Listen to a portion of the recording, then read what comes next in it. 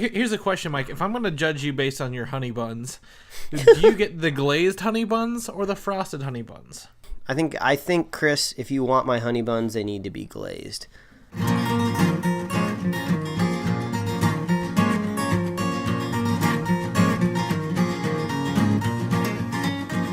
A modern podcast where Chris and Mike talk about TV, movies, superheroes, and everything in between. It's time for Superhero Slate.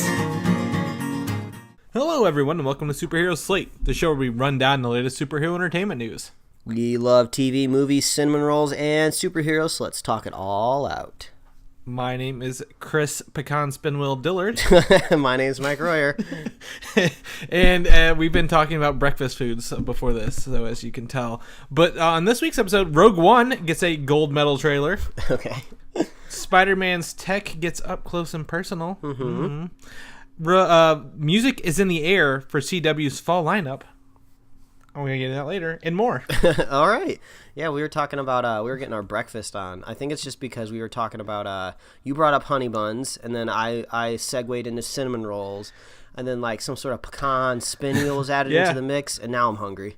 Yeah, well, I mean, it really all comes back to the Crystal Pepsi fad that's going around. Because I get on Facebook or Instagram, everyone is taking a picture of their Crystal Pepsi. Like, no one would believe they existed if they had one. Yeah, and I feel like we're like in this weird kind of like, I don't want to say decade because that's way too broad of a term. Like in the last couple of years, we've had Surge come back.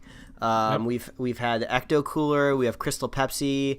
I feel like it's only a matter of time until those weird Orbitz drinks come back where they have like those little gumballs in it. Yeah, I think they're like little tapioca balls or something like that. Yeah, they're like gummies. Like they were just gummies. That way they didn't expire. I looked into it, so but I know what you're talking about. Yeah, we got to look out for that next fad drink, you know. Yeah, I mean, maybe we can make our own. Like, yeah, like maybe it have to be an energy drink from us, though. But, if it's not caffeine, you're not going to sell it. But Chris, what have you been up to? It's been a week. It's been a week. Yeah. We've made it. So yesterday, I was invited to a bachelor party for a guy. I've been on a podcast with the Bagged and Bearded podcast. One of the guys is getting married, and they invited me to the bachelor party. Nice. And we went disc golfing. I've never been disc golfing before. How'd that go? They are all like professionals. Like they do this like every week. They've been doing it for 4 to 5 years, if not more. You were just a tourist. I was. And they were teaching me, and I was learning, and I was doing okay because it goes through like some wooded areas too, so you're bound to peg off a tree or two. However, this fun note here, and I didn't partake in this, but there were some let's just call them mushrooms imbibed by some of these people, and I'm like, I was not told about this. I'm good. I'm already out of shape. I don't need to be, running up and down this thing while doing this.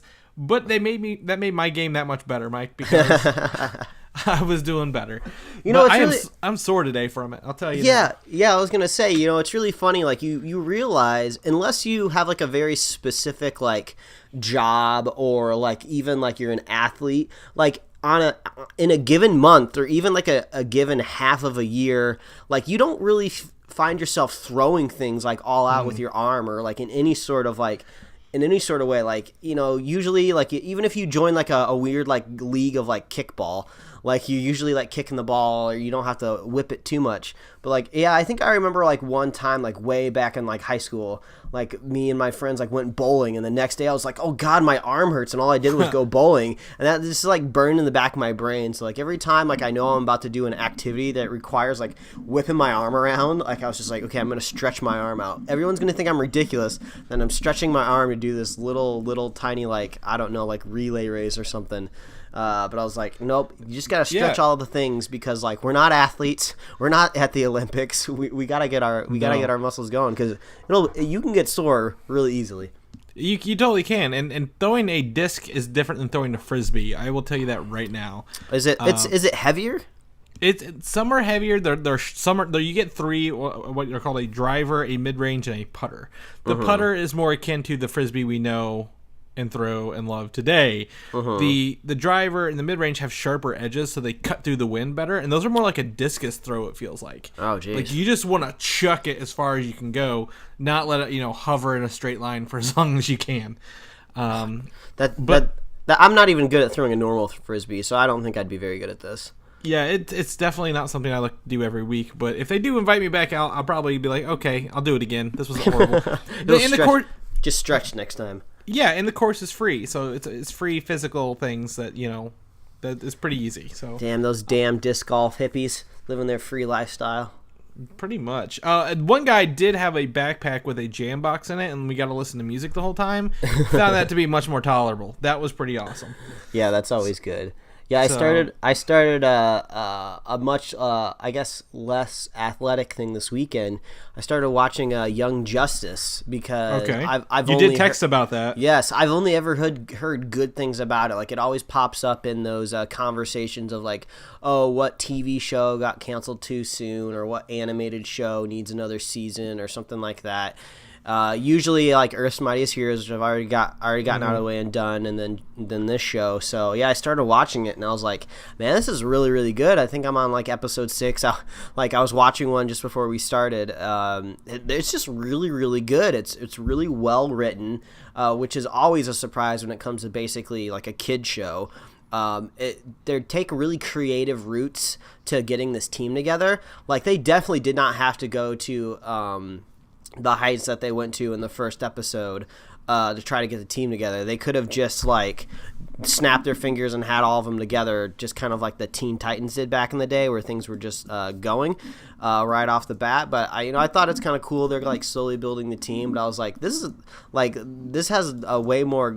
needs way more credit than it deserves. But it looks like it fell the same way all the other cartoon shows do. Is like, you get 1 or 2 good seasons and then they're just like, nope, this isn't selling enough toys to get it out of here. Yeah, I think that's your rule, isn't it? Animated shows get 2 seasons and then they're done, pretty much. Yeah, that usually seems to be about the good mark. ones, at least. Yeah. So, well, that's cool. I mean, you'll have to give us an update on that as you continue watching them. Will do. I definitely want to hear what you think. There's no new animated shows coming out for me, but fall's coming around the corner, so I don't know how much time we're gonna have. So we'll take a look at that. It's like summer's almost over. People are starting to go back to school soon. That's right, and then that means we're gonna have more Pokestops with lures in them. So yeah, go team, go team. However, let's jump into news. We got a lot of eclectic news this week. It's all over the place, eclectic. Really, and quite a big list actually. It's grown. Pretty large. But first off, we're going to start off with something sad, and I'm sorry, but Kenny Baker, who played R2-D2 in Star Wars, passed away yesterday, and we're sad to hear that. I feel like this is the kind of guy where if you go and check out his Wikipedia page, there's going to be lots of really interesting things on there, because this guy never really seemed to get as much notoriety as the other people that were behind costumes. We've seen the guy who plays Chewbacca a lot more recently out in public and in pictures. He pops up on Reddit every once in a while. I forgot his name. Can you think of his name?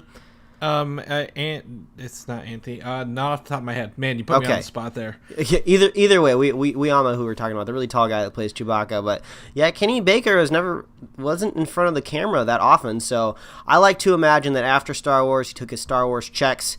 He invested them wisely, started a family, just had a really good life. So I think I'm just going to avoid the Wikipedia page because I don't want to be proven wrong. So I just want to imagine the awesome guy that brought R2 to life just had an amazing life after Star Wars, Yeah. So I mean, what really gets me is there's always a myth that there was a little guy in the R2-D2 can, and there really was in the first movies. And I never really thought much about it until the internet came about and you could actually see him, because you never see his face.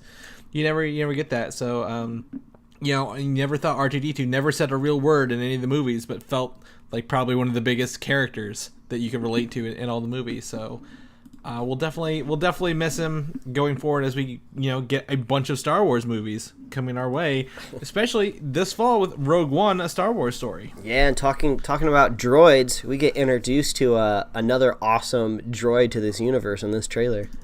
Yes, voiced by Alan Tudyk. But there was a trailer that came out during the Olympics this week. They teased it so bad, like this week. Like I the Olympics were just on as a background noise, but like every day it was like a new teaser for this big trailer.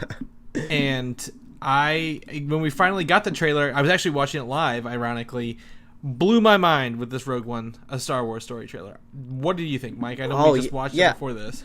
I mean, I probably had a very over-the-top reaction. I think when I responded to it, I was like, oh my god, this looks better than Episode 7.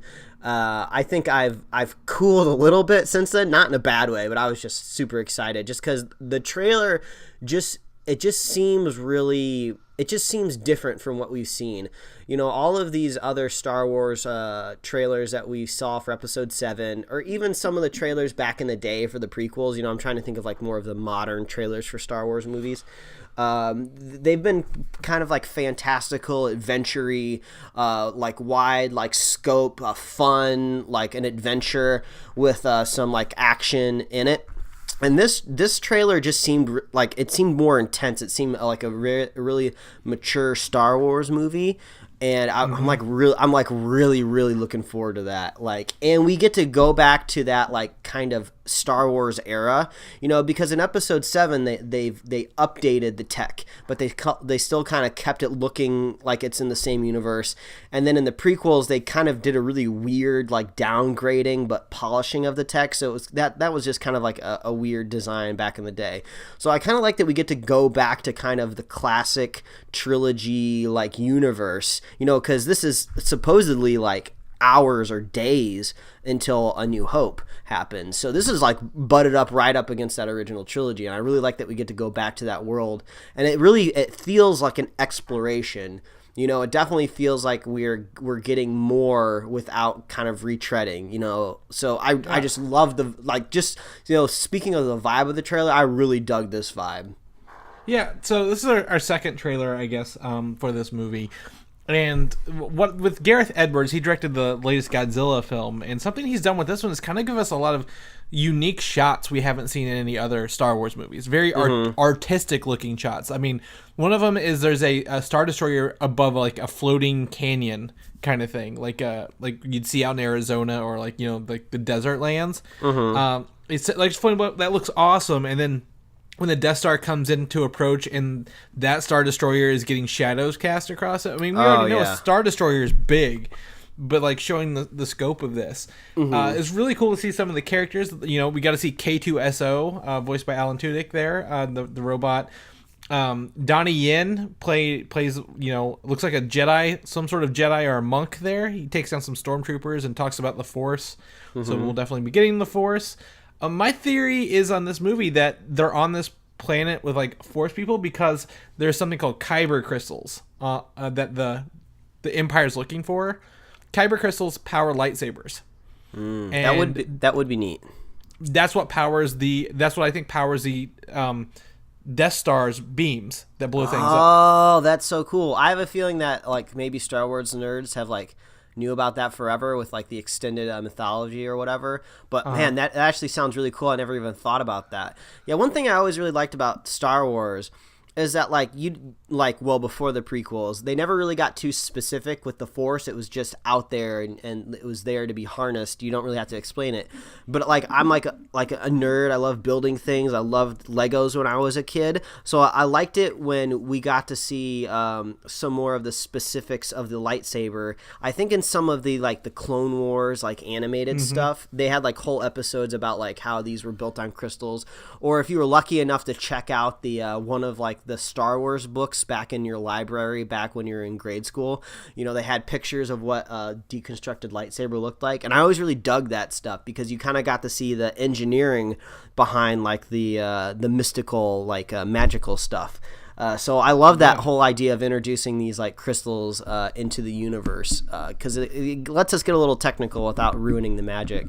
But I never thought about those things powering the Death Star. That's amazing. That's kind of blowing my mind right now. Yeah, well, I mean, that's what they're supposed to do, blow things up. So they're definitely on par for the course. But something about this trailer, I mean, again, you're right. It's darker. It's more of a war, more ground, you know, based stuff. Rocket launchers at those AT-AT heads. Like, it's just, there's going to be a lot in this that we don't know about. I think that's going to be great, and I really like the way it looks and how it feels. So here's to hoping Rogue One is the best Star Wars movie this year. It is. It's the only one. That's not going to be hard. So yeah. We'll keep our eyes open for that. In the Star Wars universe right now, they're also casting for Han Solo, the Solo movie.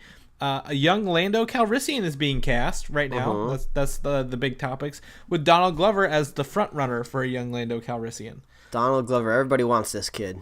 He is like the Chris Pratt of the African American community. Like, they want to cast him as everything. Let's cast him as Spider-Man. Let's cast him as Lando Calrissian.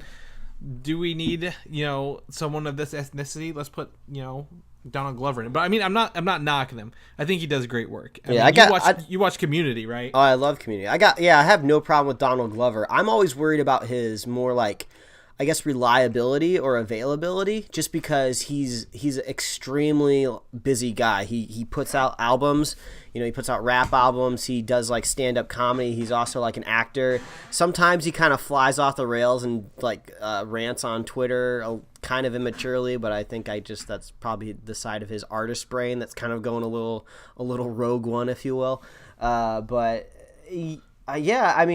believe it when it's officially announced, because he's always like, oh, he's gonna be Miles Morales, but back when he was younger a while ago. So we'll just have to wait and see. But I mean, like, he's got charisma, and you got to be charismatic to be Lando. I mean, that's basically his character to a T. Yeah, it'll be really weird to kind of see if maybe like this Han Solo movie kind of ends up being like maybe a little buddy cop-ish, like Han and Lando running around. Maybe this is how he gets the Millennium Falcon somewhere in this movie as well. But I mean, I think they need a big name to draw it in. The main actor, we don't know him very well. Not a lot of people have heard of him.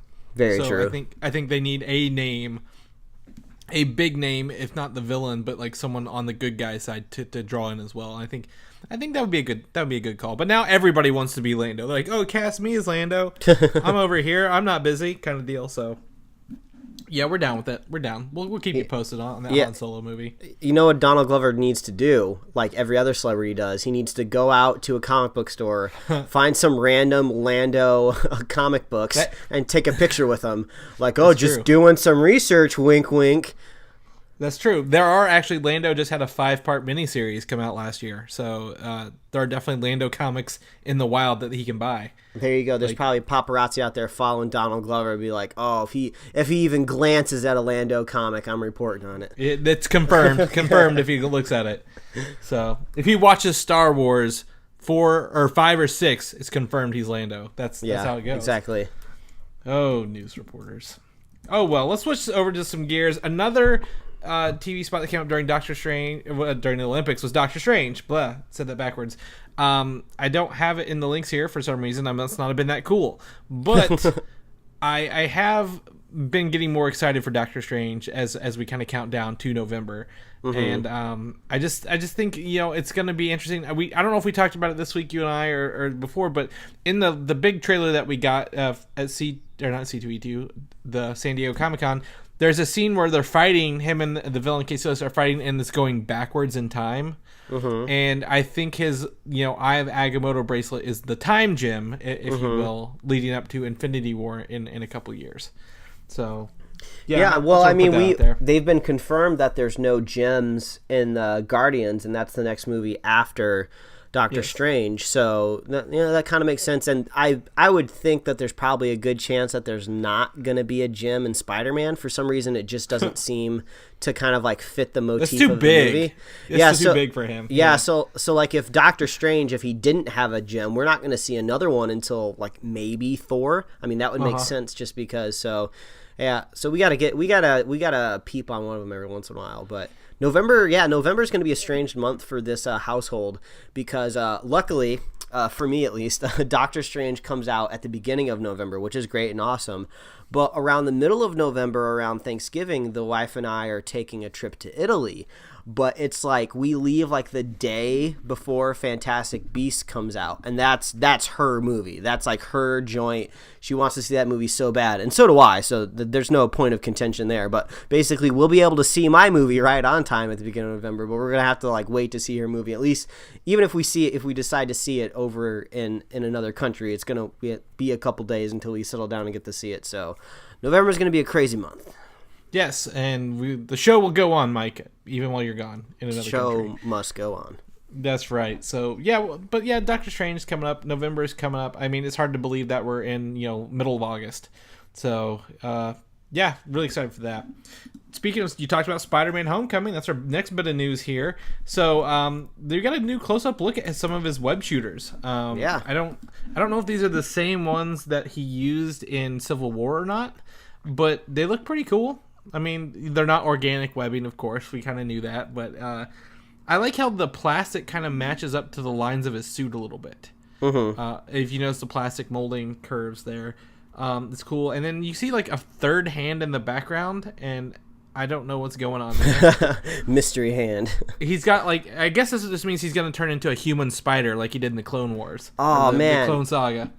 Oh, man. Like that human spider, that would be crazy if we could do that like way down the line. Like, I don't really know if that necessarily fits in like a Spider-Man movie, but like, could you imagine maybe like the sixth Avengers movie or something like that? Maybe he gets like shot up with some sort of like chemical and he changes into like the human spider. That would be insane. I can't even like imagine like a cinematic like version. It'd be so grotesque. It'd be so cool. Well, have that and then Ben Reilly in that same movie as well, and just go full balls to the wall. That would be insane. Just like bring Cronenberg on set to have him design like the creepy looking man spider. Oh man, bring on Ben Reilly, get the Scarlet Spider in there, and hey, maybe okay. Well, let's keep going with this. Okay, this is what we're gonna do. It's not gonna be an Avengers movie. It's gonna be a Spider-Men movie. It's gonna be called Spider-Men, and it's gonna be like kind of a little bit like Spider-Verse. We're not gonna go crazy. We're not gonna get like Pig Spider-Man or anything like that. But we're gonna bring in as many spider components as we can. And this is probably gonna be like 2024. Right. This is gonna be like when Los Angeles gets the two Olympics from now, when we get the Olympics out here. So this is gonna be way down the line. They're gonna need this. They're gonna need this movie. We're gonna bring in as many freaking Spider-Men as we can. We're gonna get the giant man spider. So our main Spider-Man, he's gonna turn into a monster, okay? And we're gonna need somebody to help him. So we're gonna bring in all these other Spider people. We're gonna bring in Ben Reilly. We're gonna bring in Miles Morales. Kane. We can bring in Kane. Okay, yeah, we can do that too. That's a good idea. Let's bring in Spider-Gwen because Spider-Gwen's already iconic. She's only existed for like a year and a half, I feel like. So we're gonna bring in Spider-Gwen. Okay. I think the cosmic universe and the other dimensions of the magic, that's already gonna be really established. So Spider-Ham. So I think we got to bring in like Madam Web, right? She's going to be the one that brings kind of these people from other universes over too. So yeah, it's going to be a Spider-Man movie, but kind of mixed in with a little Spider-Verse. Oh, it's going to be crazy. 2024. Okay, that's my prediction. There you go. We got to get Mike a job at Marvel right now so they can start writing this and make sure they have all the rights to all these characters. So that sounds good. However, in the meantime, for next year's Spider-Man, we have casting confirmation for the Tinkerer. Actor Michael Chernus, I believe he's in Orange is the New Black, is what people might recognize him from. Oh, yeah, I was going to say he looks familiar. Yes, and he's a former Stark employee who uses stolen Chitauri technology to work on the Vulture and possibly the Shocker as well. So that's awesome. The Tinkerer has always kind of been a cool villain, because I kind of like how his like superpower is he can make like anything, but he's always working for the bad guys. So he's like the perfect guy to describe or like to easily explain like technology. Like you don't have to like explain any sort of weird shit, It's like, oh, the Tinkerer made it. Yeah, he's like an evil Tony Stark in this regard, and or MacGyver, an evil MacGyver, if you will. So we'll definitely have to see how he plays in the role, and if the Shocker does appear, which I'm leaning more towards yes than no on that regard.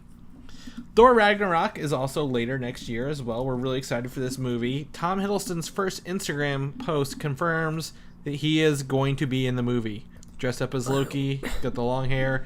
I didn't really think he wasn't going to return, but yeah, that's kind of cool to see. Yeah, I mean he's the closest thing to like the best villain in the Marvel Universe, so it'd be silly to make a Thor movie without him. Exactly. And he's been such a big part of the Thor films, so we just need him to carry on.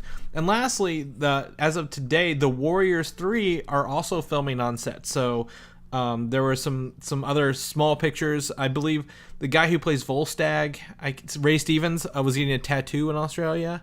And then I can't think of the other guy. It's not the guy who played Chuck, but the guy of Asian descent. He was also filming down there as well on the beach. So glad to see the Warriors 3 are coming back. They're really bringing all these characters from Thor full circle. Mm-hmm. I always liked the Warriors 3 though. They were pretty entertaining. Yeah, underused, but great. In 2018, the year that blockbuster films will break our wallets and our mentality, Avengers Infinity War, the official title, will be released. Mm-hmm. And the Winter Soldier is confirmed to return in that film as well. So on my big wall here, where I have all the Marvel characters, little pictures cut out and strings coming across, I really don't have that, but I kind of wish I did. I can check off the Winter Soldier is coming back in Infinity War. Yeah, I think everyone is kind of guessing that he might pop up in Black Panther, but I kind of like the idea of maybe benching him for a while, just because when we last saw him, he was kind of in that cryo freeze or whatever it was, and I kind of like the idea of him being out of commission for like a long time. Like let's put this Winter Soldier on ice, but and we'll crack him open when we need him. So, but I don't know. It would be kind of cool to see him pop up in Black Panther. Well, Black Panther is the last movie before Infinity War. So, I mean, even if he comes back at the end of Infinity War or Black Panther and then helps kick off Infinity War, that would still be pretty cool. I'd be okay with that, because that's like 5 movies from now. We got a long time before. Yeah, that's true. Well, I think maybe we'll be ready for more of them by then. Yeah, totally agree. After that is Captain Marvel film, which is hard to believe that's after Infinity War. Nicole Perlman, the writer, who also wrote the first draft of Guardians of the Galaxy, says that the origin of Captain Marvel is to be changed due to its Green Lantern similarity. However, there is no way that they're the same. Like, sure, aliens are involved in their powers, but like how the Green Lantern got his powers, the ring chose him, and in Captain Marvel, like, she was like bathed in alien rays from the Kree, and that gave her powers. So, but they both the both human components of them, they both have military background. Isn't that what it's supposed to be? Maybe they're both air pilots.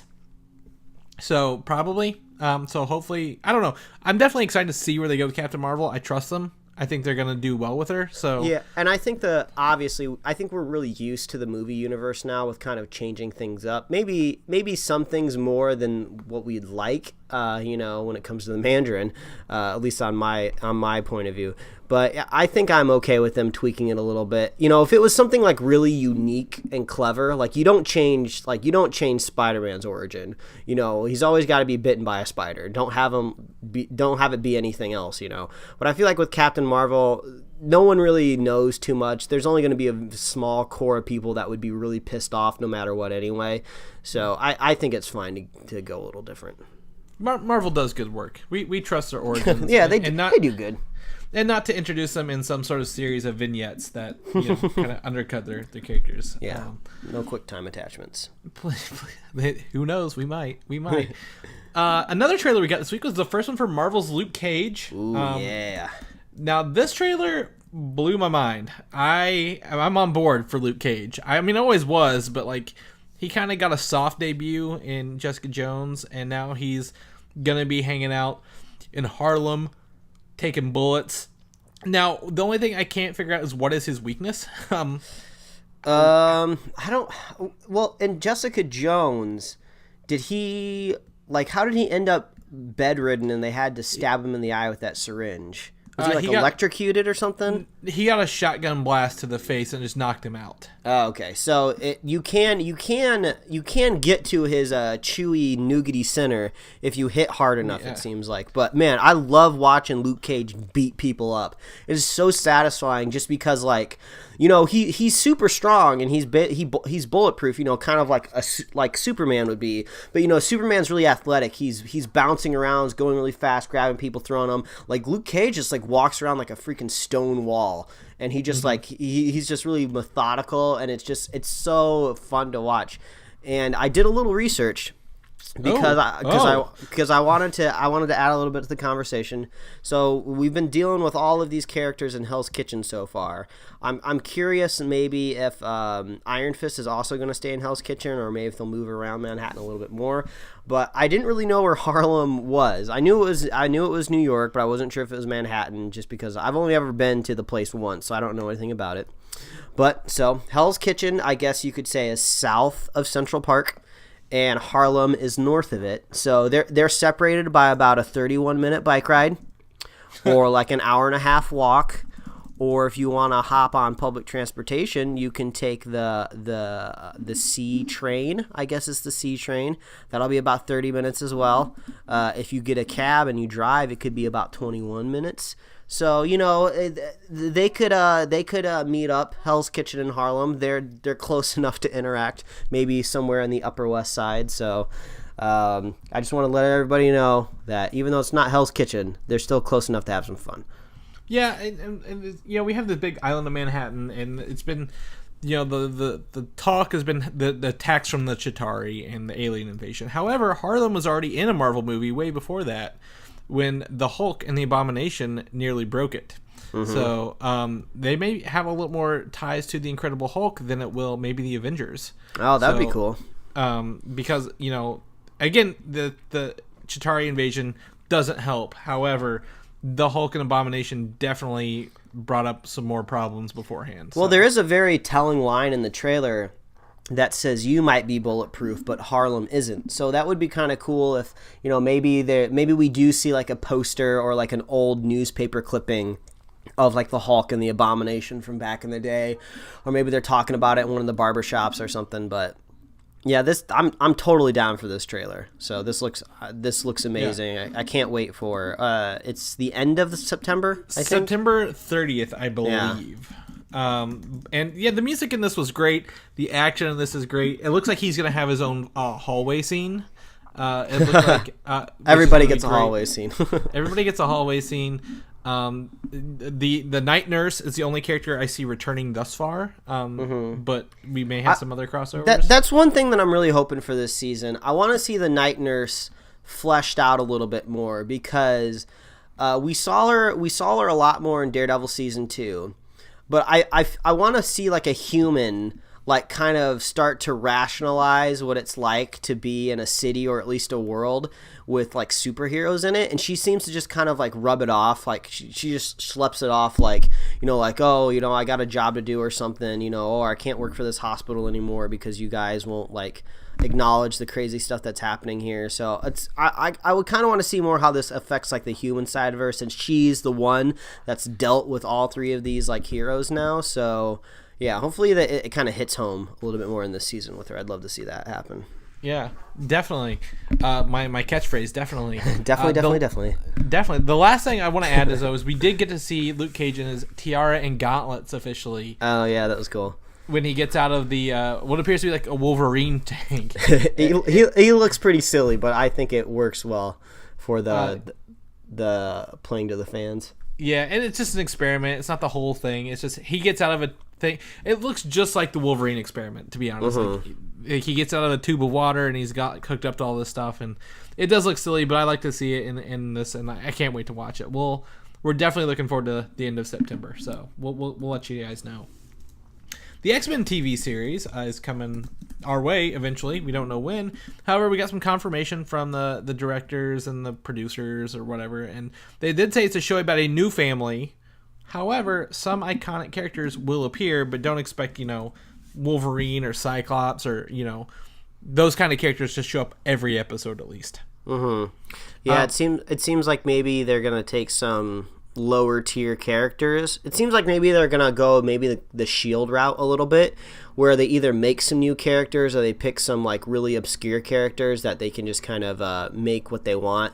And then, you know, every once in a while you bring in like, you know, like a Lady Sif, or at the season finale you bring in like a Samuel L. Jackson level. Yeah. I mean, Wolverine he's been in every series and every universe of X-Men so far, so might as well just, you know, bring him in for a little bit. If he's done with the movies, that's fine, but TV's nothing, man. Nothing on Exactly. He said last movie, he never said last TV show. That's right. That would be the great thread through everything, though. Like, he showed up in every movie. So yeah. So I don't know. We'll keep you posted. Hopefully, we get to see at least a couple famous characters. But yeah, you're right. The Shield approach is probably what they're going to go, since Marvel technically has a big hand in this as well. And the series that did get canceled to create this new one, Hellfire, we got a little bit of news on it. It was canceled because it's more of a feature than a series. It sounds like it ended up sounding more like a movie than an actual TV show or like a special, and they just couldn't get behind it. So yeah, maybe there just wasn't enough there to get a couple seasons out of it. But I mean, I was always cautiously optimistic when I heard about it. When I heard about an X-Men TV show in general, I'm always just like, oh, well, we'll wait and see. Then when I heard it was going to be on FX, I was like, oh, okay, I'm still going to wait and see. But apparently FX is doing like really, really good with the Emmy nominations. So I think we can trust anything that goes to FX now. Yeah, totally. Hellfire. I mean, this is one of those shows I'm not butthurt over. Like, I'm not. I don't care if it's canceled or not. Yeah. So we got enough of the Hellfire Club in not Days of Future Past, First Class. So that's cool.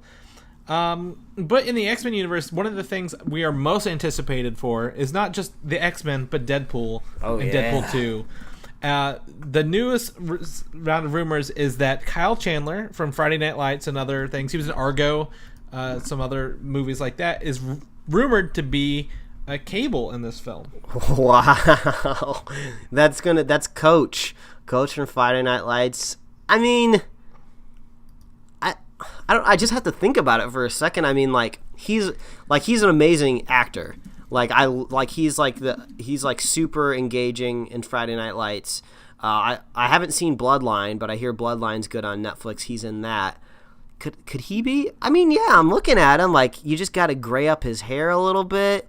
If he hits he's got to hit the gym, I think. But he's got the face for it. I can see half his face being metal, and he can totally do it. He is a good actor, so maybe he can play that straight face to our Deadpool's shenanigans. Yeah, I mean, I don't want to be the jerk that says, "Hey, old man, hit the gym because you're not buff enough to be in this movie." But I think maybe he would embrace it. I think he would embrace the bulking lifestyle, because Cable's always kind of been like a bit of a bigger, buffier dude. So, but yeah, I could see it. I could see this. You know what? I'm okay with it. You're behind it? Okay, good. Mike's seal of approval. So now we get him cast. The second rumor is Mackenzie Davis from The Martian as Domino. What's really sad, the worst thing I hate about rumored castings and fan castings is all the stupid fan art. Like, this is what they could look like. And I'm like, stop it with these things. I hate these. However, I could totally see this actress being Domino as well. Yeah, she for some reason, she looks like she's got some of these images on Google where she's kind of got the shorter kind of Domino-like haircut, and I think it totally works there. She's kind of got like Keira Knightley kind of face as well. Mm-hmm. And she's supposed to be in the Blade Runner sequel. She was in The Martian. That's about all I can remember from Black Mirror, the new series coming up. So, I mean, I think she'll be fine. I don't think Domino's going to play a huge part in it. But sure, why not? Yeah, she looks like she could be Domino. All right, well, good. Good job, Deadpool 2. We're okay with you. Yes, we're okay with these rumors. We're about to switch gears into the DC universe, but in this time, I actually received a text right now, Mike, from one of our groomsmen, Patrick, says that one of the Olympic gymnast announcers sounds just like you. Okay. Are you also doubling as an Olympic announcer right now and not telling us? Well, you know what? It's all pre-recorded, so you'll never know. I will never know. They pre-program my voice. They have this crazy technology now where they can just like redo everything. So apparently they like the tone of my voice. Man, now I got to find out who this Olympic announcer is. I will ask him to get a name for you, and we'll probably come back to that. But I just want to let you know that, you got a voice for Olympics, Mike. So awesome. Let's keep you here with the show, please, before you go do that. Aquaman. It's a guy. He's a man? Is he a fish? We don't know yet because there. But Black Manta is rumored to be the villain of this film. Black Manta is probably the craziest looking character. He's got that weird like helmet. Kind of looks like a weird like bug sea creature. Yeah, so he's supposed to be like a manta ray kind of thing, but he's got like long oval eyes. One of my favorite pop vinyls is this guy because of how weird he looks. But he doesn't have a real like name. Like he has no real origin series, but someone named David, which is really like weird. So I don't know, but he's got strength. He can fight.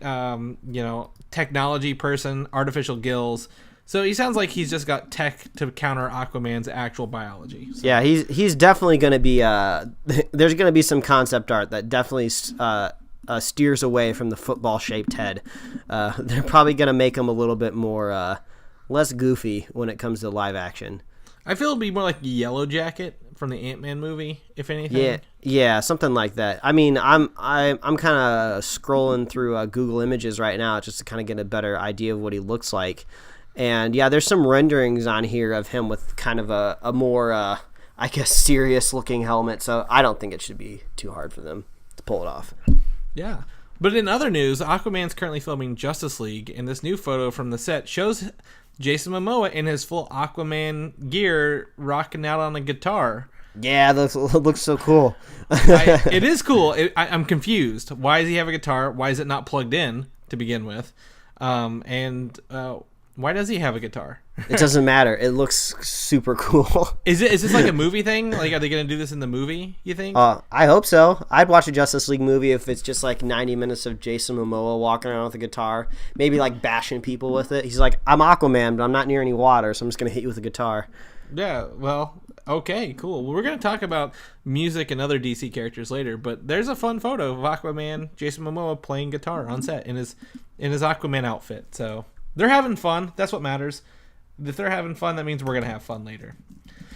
The character who's not in Justice League that we in the DC universe that has his own movie is Shazam, right? We've talked about Shazam. The Rock is Shazam, or Black Adam, the villain in the Shazam movie. And we got some more word out of this. Apparently, the Shazam movie is set in the DC cinematic universe. Okay. Not really much of a surprise, but cool. But they have more autonomous control over their property than all the other DC ones. It means The Rock and his producers and writers can do pretty much all their stuff, and it will kind of slip into the DC universe somehow. The Rock can do whatever he wants right now because I believe just like a week or two ago he surpassed Robert Downey Jr. for like highest paid actor. I mean, he basically has like Hollywood by the balls and he's squeezing. So like if he wants to make a Shazam movie however him and his producers want, like they're going to do that. But also it makes sense because I don't think Shazam's going to be popping up in the Justice League movie. So they're like, yeah, it doesn't really matter too much what you do about there, you know. Just don't have a Flash cameo and have him die or something, you know. Yeah, like do what you want. Like it's kind of one of those things. Like I guess Ben Affleck's Batman will kind of be the same way. Where like you do the script, you do the stuff, just don't offend our universe, and you can exist in it as well. So I can't imagine that they could do any worse than they've already been doing. So yep. So we'll have to wait and see. So yeah, we'll keep you posted on Shazam. It's coming around the corner. I don't know when that is off the top of my head, actually. Do you? I mean, did they announce a date for that? I guess that's the thing. I have no idea. I guess it's going to depend on The Rock's schedule because he's like in everything now. So as long as he can make it.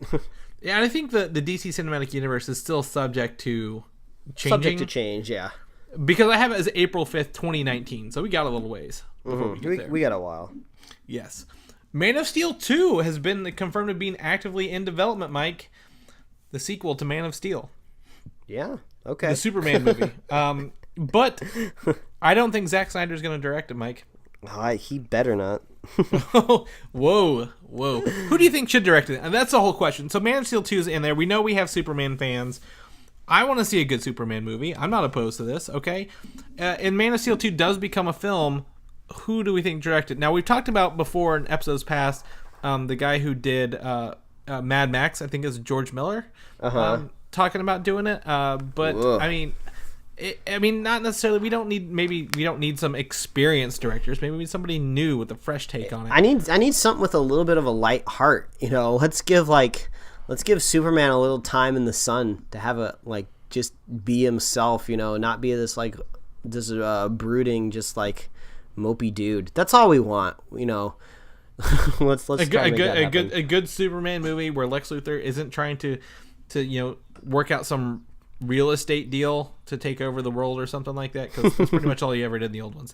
Either way, we need we just need a modern Superman movie, because the last one we got with obviously the last one we got, we talked to death about the problems in that movie and the universe that it started, but also before that, we had the Superman Returns, the Brandon Roth one, and that was technically a sequel to Superman 2. Yeah, so, and then the Superman movies before those were not modern in any stretch of the imagination. So, I don't even know what it's like to live in a world with, a good, decent, really, positively reviewed Superman movie. I don't even know what it's like. So, it's kind of hard to imagine what it could be. So, that kind of makes me excited thinking about it that way. Yeah, I agree. I mean, the director that comes to mind who I think might be good for this, but is in Marvel, is Taika Waititi, the guy who's taking Thor in a new direction. Thor: The Dark World is pretty down, man. It's not the best Marvel movie out there. It's not something I go out to watch whenever I want to watch a movie. So I mean, but he's taking it in a whole new direction. We're so excited for Thor 3. We can't see straight, man. So someone like him putting it on here and taking Superman in a new direction. Like just having fun with it. So yeah, if you fans have any ideas who should direct Superman, Man of Steel 2, let us know. Write us in. Give us your suggestions. So on and so forth. The number one movie probably this weekend again, Suicide Squad, still taking the theaters by storm. Okay. David Ayer confirmed that the Batman is the one who smashed the Joker's teeth out. And the Joker got the grill. Yeah, you let me know that earlier this week, but when you sent it to me, there was no context around it, and so I was just like, oh, it's just a fan theory or something. And you're like, no, it's David Ayer. He came out in public, and he just let everybody know. Yeah, and then the damage tattoo the Joker has, Mike's favorite thing about the Joker, he got it in prison to let Batman know that he damaged him and his pretty face. So I mean, maybe it would have been nice if he actually put that in his movie, or maybe at one point it was in the movie and it got cut or re-edited or something. I don't know, but it would have been nice to have that explanation somewhere in there. But it wasn't a Joker movie, obviously, because he had no effect on the plot whatsoever. So it didn't really make sense to even put his history in there anyway. So whatever, I don't care. I don't really want to see another Suicide Squad movie. So. Well, either way, for those who did enjoy it and wanted to watch it and want more information, there you go. There's a fun fact they don't tell you in the movie, so we didn't really ruin it for you. Fun fact. Speaking of Batman, Gotham, the series, a show we don't watch, there are proto versions of characters that will appear in this season, including Harley Quinn, Killer Croc, and Solomon Grundy. Yeah, they really got to take Gotham in this new universe in order to explain why all these people exist in Gotham at such younger proto version ages. But it's still going strong. Honestly, I thought Gotham wasn't even going to last a full season, and it's already on its third now, right? Yes, third. So, and they upped the age of Poison Ivy that we talked about before, and they've explained how that happens. Is she runs in with someone with powers, and she goes into a stasis cocoon and comes out older. Wow. So, I mean, it's starting to get a little weird, but it sounds like this will be the season of villains. Yeah, I mean, good job, Gotham. I mean, they've kind of they've turned something that I wasn't really interested in, and I mean, I'm still not watching it, but I'm impressed it has that third season coming through, and it's bringing all these other characters in, so they're doing something right. So good on you, Gotham. Yeah, totally. I mean, not knocking anyone for watching it, but pulling out all the stops this year is what it sounds like. Not slowing down, and kudos to them. Now we're going to jump into the CW TV universe. We got a lot here about it. Legends of Tomorrow is going into its second season this fall. Sarah Gray from the upcoming Power Rangers movie has been cast as Stargirl. Stargirl is one of the Justice Society of America characters. I believe this is the Kimberly character from Power Rangers. Yeah, cool. Looks like she went, Power Rangers apparently isn't paying off very well. She's jumping into TV. Not that stepping stone into movies that she was really hoping for. It's a new generation. And it is. And we've talked about the character Vixen before, being played.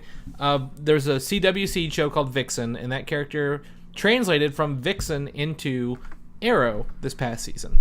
And it was the same voice actress. It was the same voice actress. However, in Legends of Tomorrow, they have recast Vixen as her grandmother. So they have a new actress in play playing this older version of Vixen. So they can still use her, and the other one can come back, but they have a new actress, and this is what she looks like, and she pretty much looks the same. Yeah, they're just like, hey, let's just put you in the same old costume, maybe tweak it a little bit, but... And even the promotional graphic, like I remember looking at something very similar when they announced a live action Vixen like sometime last year. So they're pretty much using the same DNA makeup here. Yeah, and I think that had a lot. It had a wolf, and this one has a bobcat or something. So she can call in animal spirits and all that fun stuff. So there's your Vixen for this fall's Legends of Tomorrow. Arrow season 4. Are we on season 4 of Arrow? I think so. Or season 5. Yeah, I don't know. The last one was so bad, I try not to think about it. I believe it might be season 5 because S.H.I.E.L.D.'s on season 4. So, and it's got an extra year. So Dolph Lundgren of, the Punisher 1990s fame, Expendables movie star, he will be appearing in season 4 as a villain. Oh wow! I hope he's good. I mean the one thing that they did do well in that last season of Arrow was the casting of the villain, Damien Dark.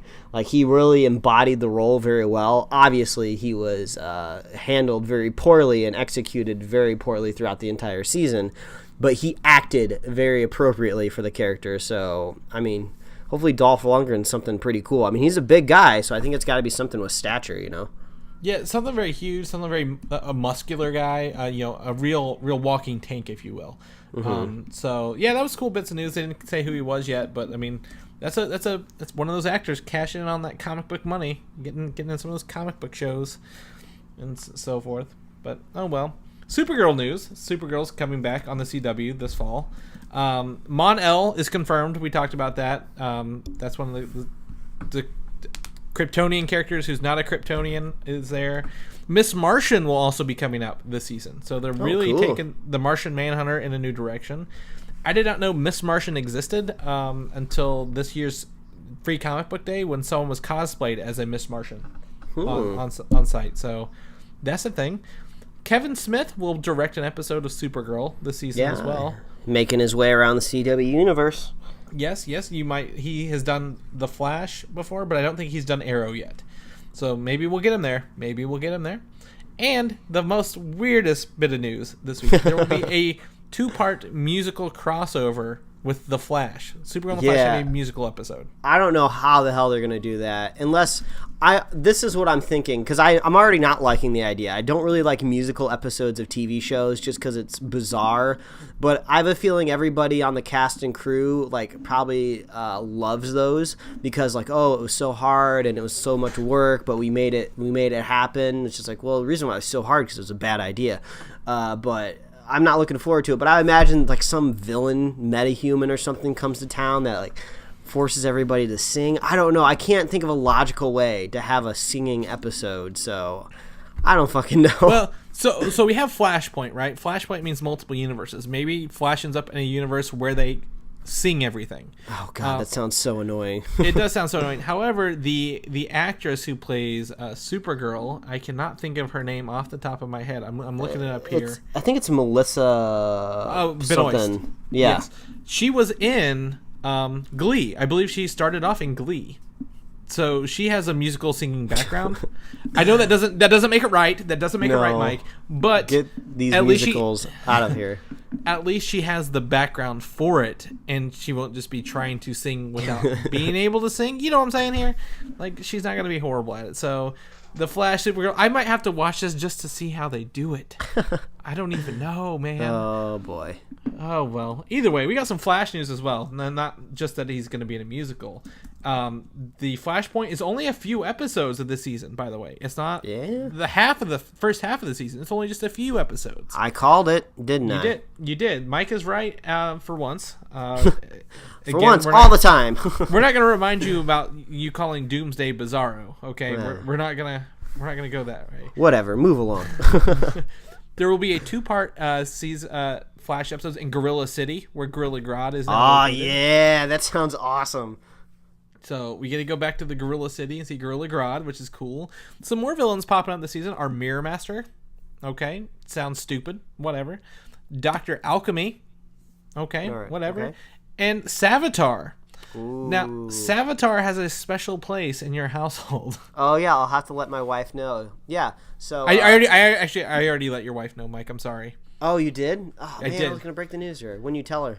I told her the news came live at like 9:30 a.m. or like your time the other day, and as soon as I saw it, I sent it over to her. Oh man! So basically, when you want to become a television writer, the best way to prove your skills is to write spec episodes of current existing TV shows. So it's kind of like a very generic way to say it is fan fiction, but you don't say fan fiction because that's you're gonna offend people when you tell that to writer. So it's kind of like you make fan fiction, but you do the best to really fit it into the universe, and almost you want to make it so good that if someone at the show came across it, they might even buy it from you and turn it into an episode. That doesn't happen too often, but so my wife wrote a spec script about introducing Savitar, and this was like in season 1, like in the middle of season 1. Yeah, and she did a long time ago. She did a ton of research.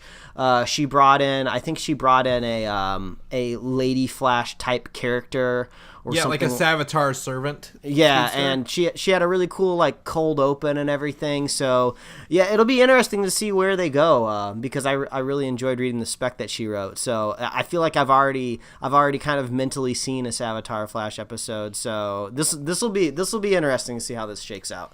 Yeah, I thought that was really cool. And that's Savitar is not a very well-known character. Like he's not the forefront of when you think of the Flash. So that was pretty cool. And then his wife doing that. I actually got to proofread it when she was writing it, so I felt pretty special on that regard as well. It's like we've both seen this Flash episode. We don't need to watch it when it comes live because we already saw the better version, right? Right. Mm-hmm. And that's right. Well, hopefully it's not an episode directed by Kevin Smith. He's coming back for the Flash season 3. He's doing episode number 7. I don't know what that is. That's cool. He's doing that one. Kevin Smith, I remember him talking about directing that first episode of The Flash last season of his on one of his podcasts, and he really enjoyed it. So he seems like he's always been a really big into the DC universe type guy. So this fits well for him. Yeah, exactly. Because the one time he stepped into the Marvel universe, I believe he wrote the Daredevil movie. I don't. Yeah, I mean, or he had like some sort of. He was in it. Maybe like producing credit on it. I don't know. I read his Daredevil comic, so that's really, really good. So. Yeah, I mean, he does good stuff, and one of our favorite podcasts is Movie Fights, and he comes on Movie Fights pretty frequently, and I think he knows this stuff and he talks it really well, and I just think that's really cool. So no, he did not write Daredevil. I was wrong. He just starred in Daredevil. Yeah, that's pretty cool. Lastly, a new series is coming to CW Seed, by the way, based on a DC character called The Ray from DC Comics. You got an image to look at in there. He kind of looks like Nova, if you will, from the Marvel TV show that's going on right now. But it's also the first gay superhero to lead a show, according to the press release. Yeah, I don't really know much about him. Looks like maybe he's. What is he like flying around in some sort of light? Maybe that's where the word Ray comes from. Yeah, so the Ray is there's been several characters called the Ray, and he's a generation of light and solid light constructs, and he can convert his energy to fly. I'd imagine it more kind of like a Dagger from Cloak and Dagger, but like a guy version of it. So, all right, so cool. Yeah, I got no problem with that. Yeah, CWC is really pumping out a couple shows, so we'll definitely have to see where that comes out and where it lands. And in the show, we're going to talk about a couple random things here. First off is Resident Evil, the final chapter, got a trailer this week. And, we watched this trailer like just before we started recording. It's so fucking weird. Yeah, so I again, the first Resident Evil movie is good. It's a horror film. Like, it's not an action film. Beyond that, they devolved into action films, but they kept the main actress and they kept the story intact. It's all one long story, which I applaud them for that. It's not just a bunch of disconnected stories like Transformers.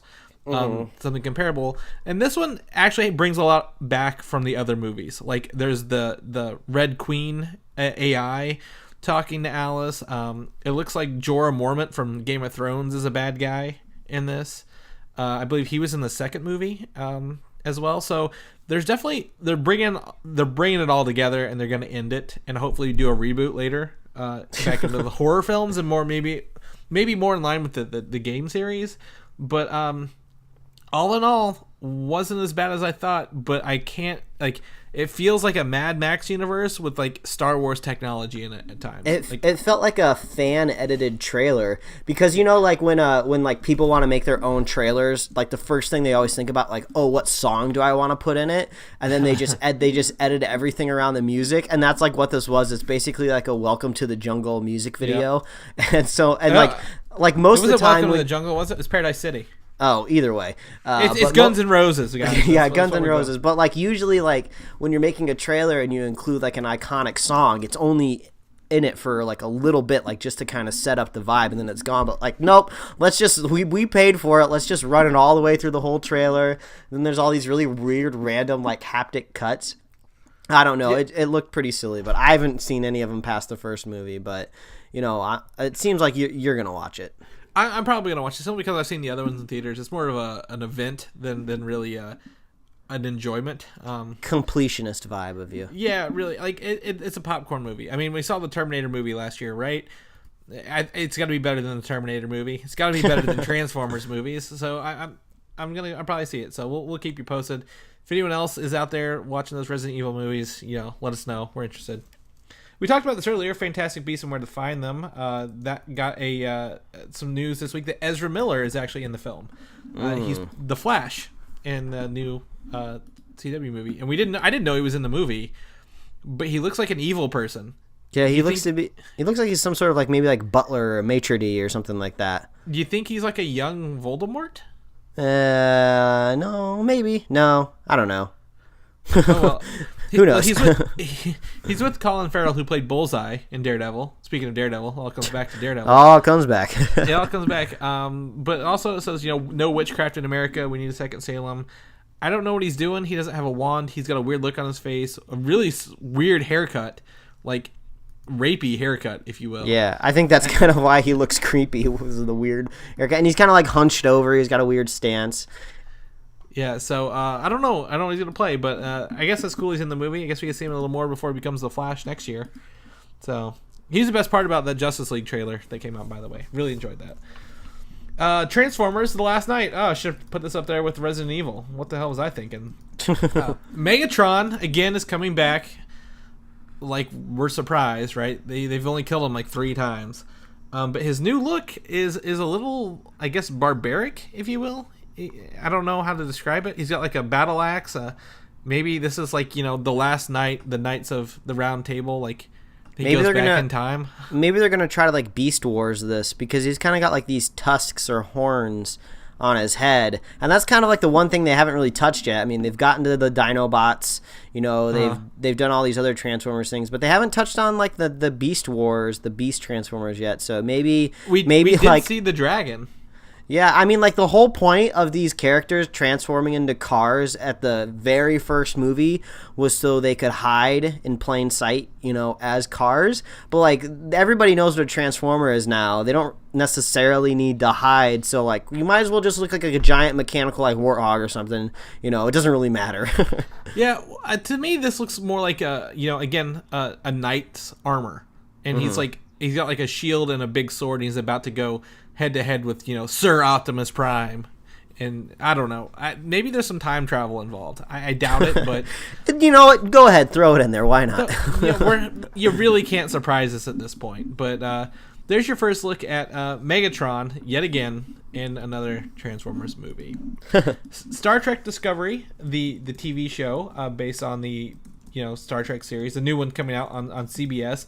A couple bits. It's set 10 years before Kirk helms the Enterprise, the Starship Enterprise. So it kind of gives us a little time frame there. And there's a female captain. So there you go. All right. Cool. Not really life-changing. However, the last bit of news is a little life-changing for me, Mike. Mm-hmm. Rocko's Modern Life. Oh, One of my favorite TV shows from Nickelodeon growing up has been given a 1 hour special greenlit for Nickelodeon. Ooh, that's cool. Yeah, that's like a classic. It's a classic Nicktoon, man. It is. It ran from 93 to 98. It spawned, the phrase laundry day is a very dangerous day. You got, Rocko, I believe he's a wallaby, Heifer Wolf, his cow friend, a guy named Heifer, the big heads who live next door. It's just, it's one of my favorite shows ever, and I'm kind of glad it's coming back for a 1 hour special. Well, I mean, we're about a year away from the Hey Arnold Jungle movie, where they're going to expand on where the series left off. So I think it kind of makes sense. If you've been following Nickelodeon just over the last summer or the last year, they've really been doubling down on their history in Nicktoons because it's their 25th anniversary of when Nickelodeon started. And Nickelodeon started right off the bat with these awesome cartoons like Doug and stuff. So it seems like they're just really embracing I guess nostalgia, like everybody else in Hollywood is doing, but kind of in more of a positive way, I think, just because cartoons are always fun. So I think that's cool, yeah. So we're gonna get Hey Arnold coming back. We're gonna get Rocko coming back. I wonder if maybe we're gonna get a Doug hour special. So that would be really sick.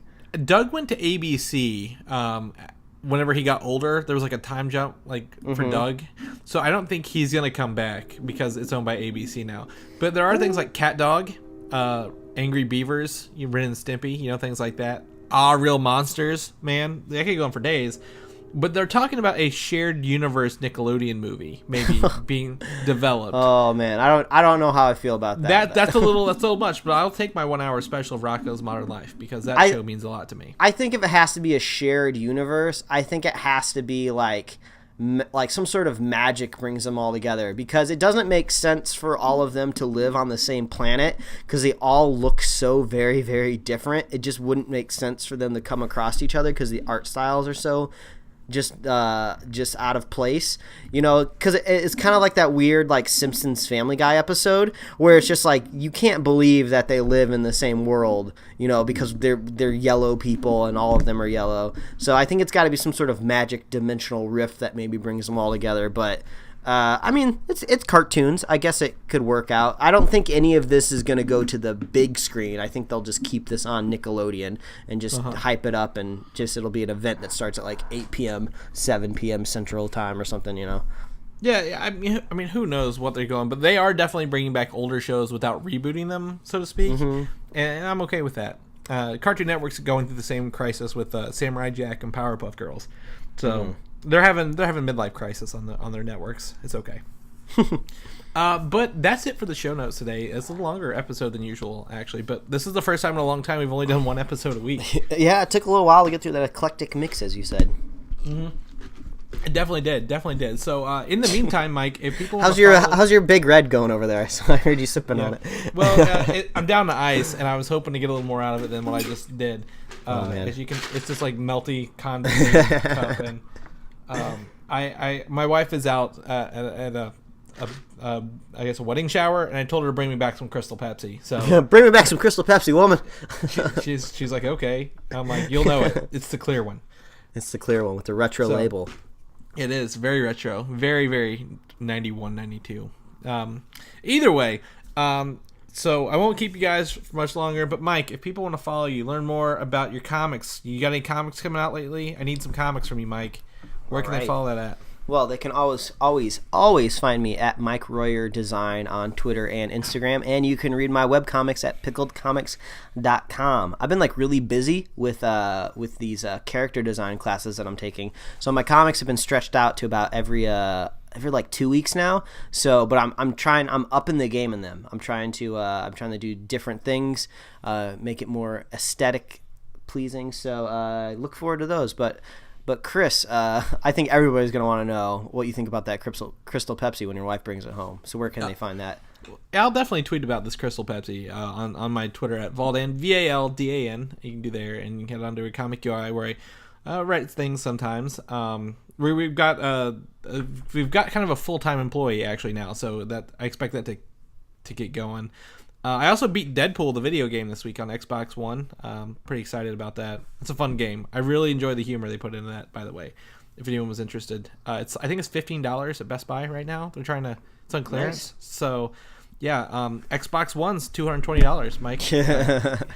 I know you need to get one. So always trying to get me to buy one of those things. Always trying to get him to buy one. So at this point in time, I might as well just wait for the next gen. That weird like Scorpion Xbox that they're coming out with. Yeah, I'm not a VR person, Mike. You know you're not either. So we'll just get the Xbox One. How would you know if you haven't tried it yet, man? I'm blind in one eye, dude. I can't see anything. Well, get that eye fixed, bro. Yeah, get some LASIK on it. But in the meantime, people are listening to us, but maybe they want to find some older episodes. Mike, where can they do that at? Okay, I'll get into this spiel real quick here.